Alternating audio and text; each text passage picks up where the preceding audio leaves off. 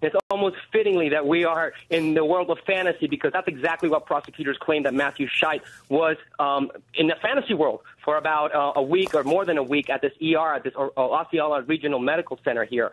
And he was charged with actually getting this badge from the hospital, from Human Resources, and then the hospital will admit that they messed up and gave him this wrong badge identifying Matthew as a PA. And he proceeded for the next several days working the night shift in the ER alongside real nurses, real doctors, posing himself as a PA or a PA student, physician assistant student, and treating patients. He even did CPR on a patient on having cardiac arrest. So wow. He was hey, Alexi, were you able to see his reaction? Was he or were his defense lawyers shocked by this jury verdict? I have to tell you, Jim, actually they were. And they were. I had been talking to the family. They were hoping for the best, but their reaction at verdict was very, very emotional.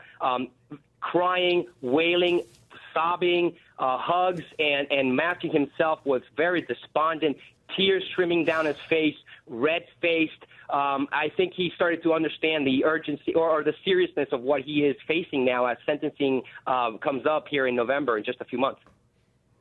Oh, yeah. I mean, on the 4 counts, he could get 20 years behind bars, and he had an answer for everything. He even carried around, according to testimony, medical books, and he downloaded apps on his phone so that he could talk in appropriate medical technology and medical terminology, rather, when patients would want to speak to him. So that's how far this guy went. And again, he had an answer for everything. At first, I believe he said that he was a fully licensed PA, but then some people around there didn't believe that. So he said, well, I'm studying to be it. You know, I'm actually a PA student. So he had an answer for everything. He walked around with his stethoscope and his lab coat on. And one other thing, Jim, quickly, the prosecution called 24 witnesses. His defense called 1 witness. So the writing was kind of on the wall there.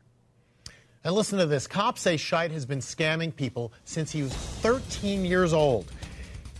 He allegedly lied about his age to volunteer at a different hospital. He was discovered when the staff allegedly caught him carrying a stethoscope and introducing himself as a nurse to patients.